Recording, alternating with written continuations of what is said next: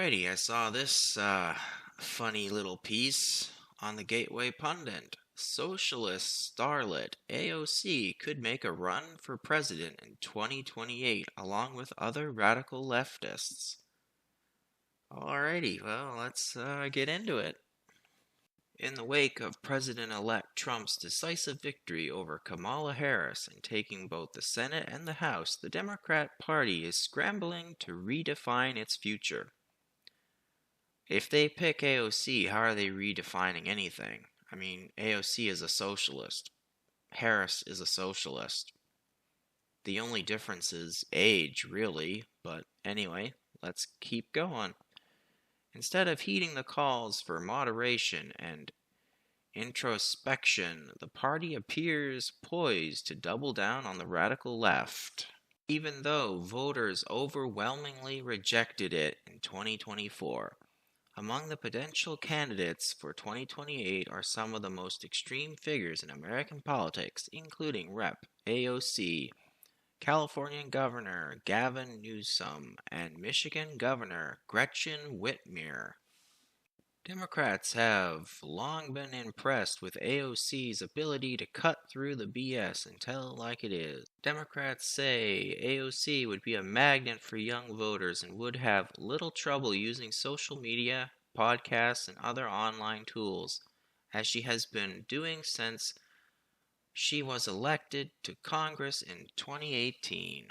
The problem with being a magnet for the youth, the young don't stay young. Once they start trying to buy their own home, people tend to be more conservative because they realize just how expensive everything is. And as a result, they want lower taxes so things don't cost as much. Another thing with people on the left, they tend not to have as many kids as people on the right. For example, after Trump was elected, there's all these women saying they're going to swear off men and not have kids for like 4 years until Trump is gone. Well, there goes your birth rate, lefties. So would she be a magnet for young people? Young people on the left, sure, but not the ones that are on the right.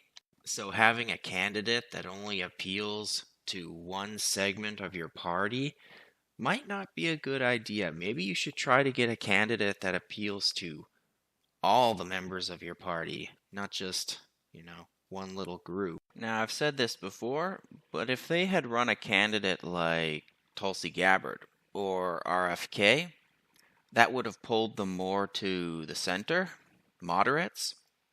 But again, they appealed to their more socialist base, and now they lost their moderates like Tulsi Gabbard and RFK, and now Trump is that much stronger. At just 35 years old, AOC has skyrocketed from a bartender in the Bronx to the ultra-leftist firebrand who brought us such hits as the Green New Deal, Twitter clapbacks, and enough socialist slogans to make Karl Marx proud. I've heard stories about Karl Marx, and one of them, he was kind of a racy, but anyway, moving on. The left has long admired AOC's ability to cut through the BS and tell it like it is. Translation, she tweets loudly, dramatically, and often incorrectly. The thing with social media networks like Twitter and such, some of her followers might even be in other countries, so it's kind of useless.